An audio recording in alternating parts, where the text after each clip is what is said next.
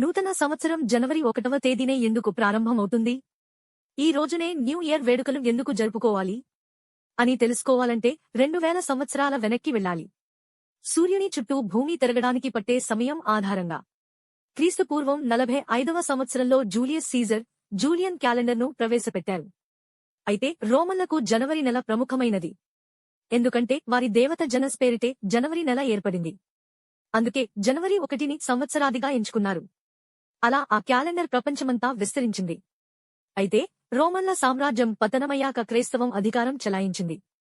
దీంతో ఇంగ్లండ్ సహా చాలా క్రైస్తవ దేశాలు కొత్త సంవత్సరాది మార్చి 25వ తేదీ దేవదూత గాబ్రియల్ మేరీకి కనిపించి క్రీస్తు జననం గురించి చెప్పిన రోజు కావాలని కోరుకున్నాయి.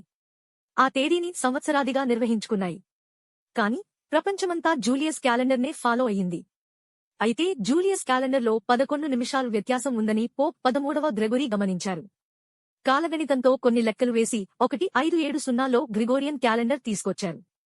ఇందులోనూ జాన్ 1 సంవత్సరాదిగా నిర్ణయించారు. దీని ఖచ్చితత్వాన్ని ప్రపంచమంతా అంగీకరించడంతో క్రైస్తవ దేశాల్లో కూడా కొత్త సంవత్సర దినోత్సవాన్ని జనవరి 1వ తేదీగా పునరుద్ధరించారు.